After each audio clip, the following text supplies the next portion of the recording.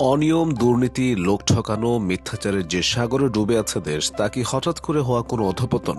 বাংলাতে প্রায় 200 বছর রাজত্ব করা ব্রিটিশ ইস্ট ইন্ডিয়া কোম্পানির কর্মকর্তারা আজ থেকে প্রায় 250 বছর আগে বাঙালির চরিত্র সম্পর্কে যে গোপন প্রতিবেদন পাঠিয়েছিলেন, তা থেকে বলা যায় এগুলোই আসলে বাঙালির মজ্জাগত অভ্যাস।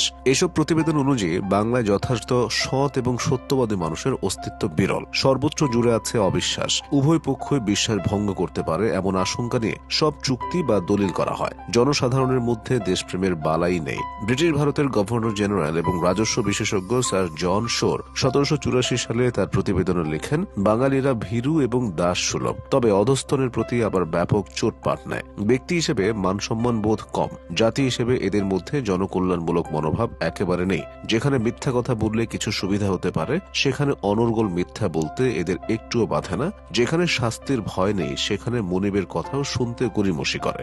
জন শোর আরো লেখেন, বাঙালি মনে করে চালাকি এবং কূটকৌশলী জ্ঞানের পরিচায়ক, লোক ঠকানো এবং ফাঁকি দেওয়াও গুণ।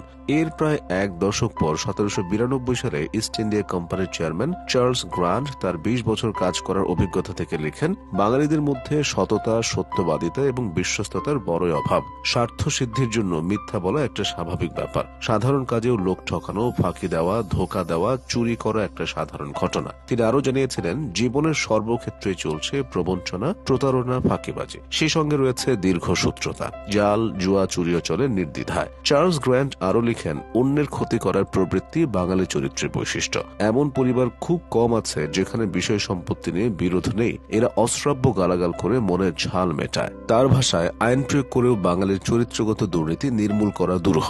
নীতিহীন স্বার্থপরতার সমাজে ছড়িয়ে আছে ঘৃণা, বিবাদ, নিন্দাবাদ, মামলাবাজি। 200 বছরের বেশি সময় পরও এসব কথাকে অস্বীকার করা যাবে? এর প্রায় 10 বছর পর 1801 সালে গভর্নর জেনারেল লর্ড ওয়েলেসল বাংলার জেলা জজ এবং ম্যাজিস্ট্রেটদের কাছে একটি প্রশ্নমালা বা কোয়েশ্চেনিয়ার পাঠান, যার একটি অংশে প্রত্যেক জেলার অধিবাসীদের নৈতিক চরিত্র ও স্থানীয় অপরাধ সম্পর্কে অভিজ্ঞতা জানতে চাওয়া হয়। এ থেকে গোটা বাংলাদেশের মানুষদের সম্পর্কে একটা ধারণা পাওয়া যায়। তৎকালীন সময়ের সব বিচারকদের মতেও বাঙালিরা কপট, অকৃতজ্ঞ এবং মিথ্যাচারী। সাধারণ মানুষ অসহায়, নির্বিকার। সে সময় যশোরের বিচারক লিখেন, পুলিশ বাহিনী ত্রুটিপূর্ণ হওয়ায় অপরাধ প্রমাণ করা কঠিন। কর্মচারীদের সঙ্গে চোর ডাকাতদের যোগ সাজস রয়েছে। সাক্ষ্য দিলে সাক্ষীর হওয়ার আশঙ্কা থাকায় লোকে সাক্ষ্য দিতে ভয় পায়। ঢাকার বিচারক জানান, ঢাকার লোকেরা কর্তৃপক্ষের প্রতি অনুগত। শহরে তেমন মারাত্মক অপরাধ নেই, তবে যাদের টাকা পয়সা খরচ করবার মতো ক্ষমতা আছে তারা সাধারণত ভোগবিলাসী, লম্পট। বাখুরগঞ্জ বা আজকের বরিশালের বিচারক লিখেন, এই জেলার অধিবাসীদের নৈতিক চরিত্র অতি জঘন্য।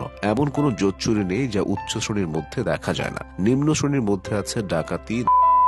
শাস্তির ভয় এদেরকে সংযত করতে পারে। নীতি শিক্ষা বা আদর্শ এদের কখনোই সৎ পথে চালিত করতে পারবে না। ত্রিপুরা বা আজকের কুমিল্লার বিচারকের মতামত, এখানকার অধিবাসীদের নৈতিক চরিত্র অতি শোচনীয়। রাজশাহীর বিচারকের মতে, যুবক থেকে বৃদ্ধ প্রায় সবার মধ্যেই ছল চাতুরির প্রবণতা লক্ষ্য করা যায়। এই দোষ সংশোধন করা কঠিন।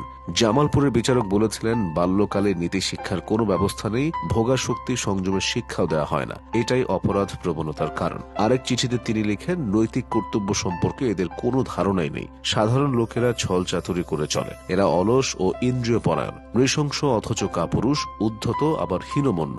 রংপুরের বিচারক লিখেন, এখানকার লোকেরা বেশিরভাগে অত্যন্ত অলস, অজ্ঞ এবং কুসংস্কারাচ্ছন্ন। অনেক সময় প্রতিহিংসা পরায়ণ, স্বার্থপর, মিথ্যাচারী ও নির্লজ্জ।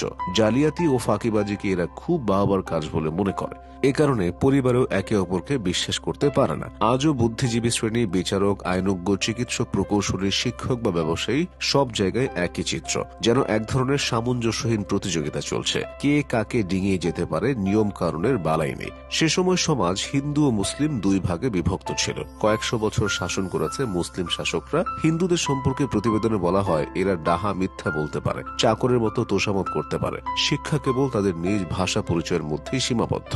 মুসলমানদের সম্পর্কে বলা হয়, তাদের শিক্ষা ব্যবস্থা কিছুটা ছিল, কিছু নীতি কথা, রাজকার্যের কিছু মূল সূত্র শিখলেও সেগুলো মেনে চলে না। সাধারণ থেকে দেওয়ান পর্যন্ত সবার কাজ হলো কথা গোপন করা, অন্যকে ফাঁকি দেওয়া। ব্রিটিশ সিভিল সার্ভিসের কর্মকর্তাদের সেই প্রতিবেদনগুলো তৈরি করা হয়েছিল প্রশাসন এবং বিচার ব্যবস্থা পরিচালনার স্বার্থে। কর্মকর্তা কর্মচারীদের যাতে মানুষকে বুঝে শুনে কাজ করতে পারেন। বাঙালিকে অপমান করার উদ্দেশ্য তাদের ছিল না। এসব প্রতিবেদন তাই তারাও প্রচারও করেনি। আবার বিভিন্ন যুগে পর্যটক, সমাজতাত্ত্বিক এবং রাজনীতিবিদ রাজনীতিবিদরা নানাভাবে বাঙালির চরিত্র বর্ণনা করেছেন। এসব বিশ্লেষণে রয়েছে পরস্পর বিরোধী দৃষ্টিভঙ্গি। কেউ বলেছেন বাঙালি চিন্তাশীল, বিপ্লবী, কারো মতে বাঙালি কল্পনা বিলাসী, বাস্তব বিমুখে, অলস, কারো কারো ধারণা বাঙালি কলহপ্রিয়, আত্মকেন্দ্রিক। তবে ব্রিটিশ আমলের সেই প্রতিবেদনগুলো ছিল অনেক বেশি তৃণমূল সম্পৃক্ত, ভাবাবেগের চেয়েও যেখানে নির্মোহ চিত্র ছিল বেশি। তবে এসব প্রতিবেদন একবারে তৈরি হয়নি। একটি নির্দিষ্ট সময় পরপর বাঙালিদের বিষয়ে জানতে চেয়েছে কোম্পানি, আর কর্মীরা তা জানিয়েছেন।